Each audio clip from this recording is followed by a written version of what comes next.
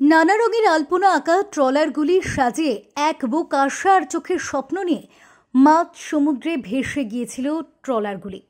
নানা রকম মাছের সাথে রূপলি ফসল ইলিশ পাওয়ার ইচ্ছা এবং সারা বছর একটু ভালো থাকার আশায় চোখ হয়ে উঠেছিল চকচকে, কিন্তু বর্তমানে তা হতাশায় পরিণত হয়েছে।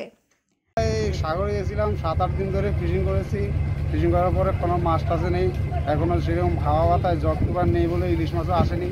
সে আমরা 5 লাখ টাকা খরচা করি ঠিকই আমরা বঙ্গোপসাগর সাগরে গেছি মাছ ধরতে। এখন আমরা সেই পাওয়ার পর মাছ আর পাইনি, আমাদের পুরো টিপটাই লস। জগতুবারের বাইরে খেয়ে আমরা সাধারণ সীমিত করা মাছ নিয়ে ঘাটে ফিরেছি। আমরা 8-9 দিন পেয়ে গেছি, 8-9 দিন, 1 তারিখে পেয়েছি। ব্যান পিরিয়ডের প্রায় 2 মাস শেষ।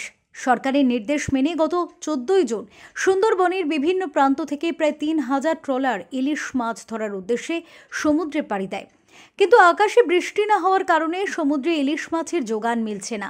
তাই প্রথম ফিশিং করার পর মৎস্যজীবীরা একরাশ হতাশা নিয়ে বাড়ি ফিরছেন। সেই সঙ্গে বহুল খরচ হওয়ার কারণে ক্ষতির মুখে পড়েছেন মৎস্যজীবীরা। প্রথম টিপে তাদের যা খরচ হয়েছিল সেই খরচের টাকা তুলতে পারেনি, প্রচুর টাকা আবার দেনা হয়ে গেছে। তো এমনিতেই তো বছরের পর বছর দেনাগ্রস্ত, তারপরে যদি এরকম মাছ না থাকে এবং আরও যদি যদি এরকম চলতে থাকে, মাছ না পায়, তাহলে কিন্তু এই ট্রলারগুলো একবার চিরতরে বন্ধ হবে। কিছু ট্রলারে মাছ পেয়েছে যেগুলো আমরা ট্রলি বলি, সেই ট্রলিগুলো যারা ট্রলনেট করে সেখানে কিছু পমপ্লেট বা অন্যান্য কিছু মাছ পেয়েছে, সেগুলো কিছু ট্রলি সেগুলো তারা খরচটাকে তুলে এনেছে। তাদের যে হ্যাবক কিছু হয়েছে তা না, কিন্তু ইলিশের দেখা একদম নেই। যে 2-4টে ইলিশ উঠছে সেগুলো নগণ্য। কিন্তু প্রশ্ন হচ্ছে, কেন মিলছে না মাছ? বিশেষ করে একেবারে দেখা নেই ইলিশের। এই মরশুমে এই পরিস্থিতি একেবারেই অভিপ্রেত নয়। তাহলে কেন হচ্ছে?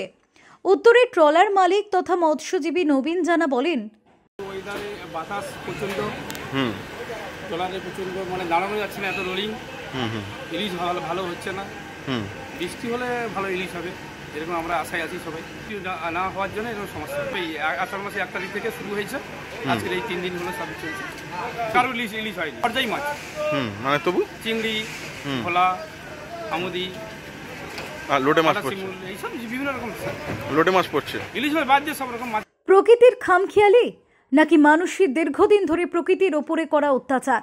কোন ফলাফল ভোগ করছেন বর্তমানে অসহায় মৎস্যজীবীরা? কবে দেখা মিলবে সমুদ্রের সেই রূপলি শস্যের? প্রশ্ন অনেক, তবে উত্তর মিলবে কি? আপাতত ঋণ পরিশোধের এবং পরিবারের মুখে দুমুঠো অন্ন তুলে দেবার চিন্তায় উদ্বিগ্ন সকল মৎস্যজীবীরা।